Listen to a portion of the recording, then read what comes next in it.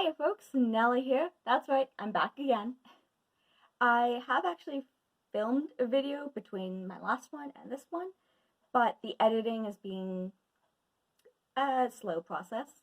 This video though should not have as many photos or cuts. I'm trying to do this in one take, wish me luck, so that it won't take as long to edit and I can get one to YouTube faster and share it with everyone. So, as you can tell, it's kind of a Nozomi from Love Live sort of day. I've got my Nozomi bracelet too. And Halloween's coming up, so I've got my cat ghost who glows in the dark. You know, gotta get into the spirit of things. But I want to share with all of you something that I've been working on for a while and is finally done. I guess it really I should have just gotten my fiance to help me out earlier, but yeah, we kind of wanted to hang out more than work on a project, so you know how things go. So, what did I do? Well, I finally finished dyeing my doll.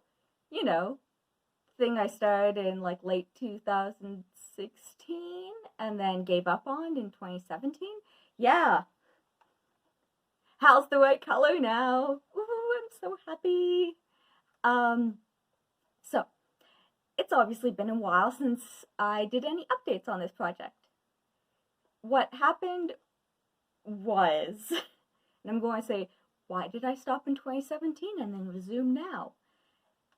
So, the first attempt at dyeing went really poorly. It was uneven. There were these black spots that I couldn't get rid of. Hal's face fell into the pot multiple times and hit the bottom. It just was not a good time all around.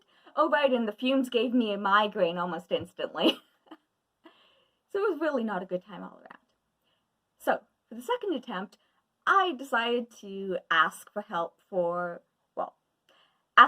again, but to a more knowledgeable crowd, how I could avoid the issues I ran into. So the main issue I ran into were those black spots, which I'm going to put a picture of right here.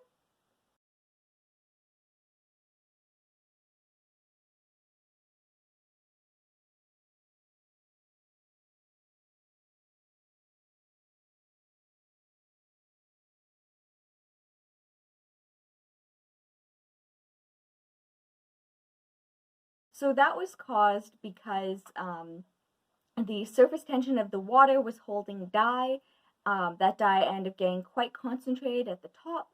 So anytime I fished a piece out, it would get this film of very dark dye around it, which caused a really ugly discoloration.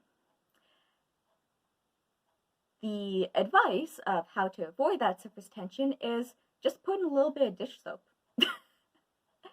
And that totally solved the issue. Second change this time, how did I get it so even? I kept the temperature far more constant. So in my first attempt, there was no way for me to gauge what temperature the dye was at. And if you ever looked at the back of the Rit Dye More bottle, which is what I was using, it says that there's a temperature range you're supposed to be aiming for. I had no way to tell if I was at that temperature range the first time because I had no candy thermometer. Yeah. I was going, is the water boiling or not? Yeah, not very exact. Bad science student, you need to keep the temperature constant. This time, Epei brought out a temperature gun, which was so cool to use. We also, and I say we because Epei greatly helped me out during this dyeing for the second and successful attempt. So we didn't add the dye until the water was at the correct temperature, which I think may have affected how much fumes were being produced because I did not have the instant migraine this time. On the other hand, that could just be because my health is at a different place than it was 3 years ago. I don't know. But whatever. I do not have an instant migraine, so woohoo! Another good thing. Let's see, I mentioned the surface tension. Sorry, my video freezes sometimes and I can't tell if it skips. Let me know if it does, because I'm curious if you all see that. Okay, so dish soap to break the surface tension, temperature gun to make sure that the water / dye bath is actually at the correct temperature and in the range, it doesn't stay out of that range. Adding the dye once the water is at the correct temperature rather than heating it up with the water, which may have lessened the fumes. Got a question mark there. I don't know. The other thing, and I'm not sure how much it helped, was that in addition to cleaning off all of the parts with soap and water, and then more water to make sure there was no soap left, I also did isopropyl alcohol, which as it dries just turns into water. So if there was any left on, it's just more water. But I think honestly what probably helped more than the isopropyl alcohol was I was wearing my latex gloves the whole time, as was Epee. This was just to prevent any oils on my hands from getting onto the dolls.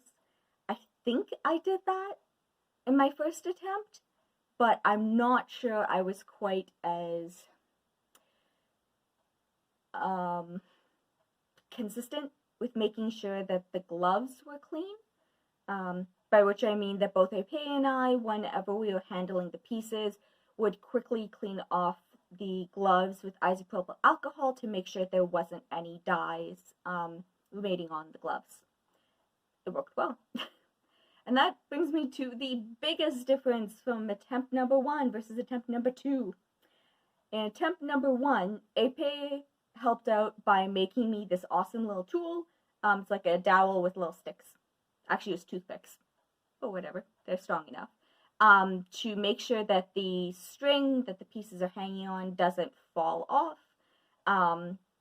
So basically allowed me to string multiple parts and then put that in the dye bath and then move the stick rather than having to move a spoon to make sure that the parts are in constant motion as they're being dyed, which helps with overall even color.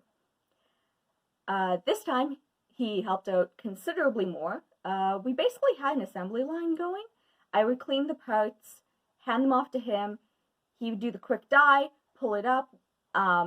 He would pull the freshly dyed part. I pull up the test piece that we're matching to, make sure they're the same color, put the new piece, the newly dyed piece into cold water, hand him another piece, and we're good to go. So because the stick could hold approximately 3 to 4 pieces, depending on the thickness, we were completely done dyeing within, I think, 10 minutes, which was way faster than attempt number 1, which was, I believe, over 30 minutes. Yeah, it was not a fun time. Attempt number 1 was a mess on a whole lot of levels. But success! Success now. The only piece that isn't quite the same color is this lower torso bit, and that's just, okay, it's not showing up on camera. This is a shade lighter.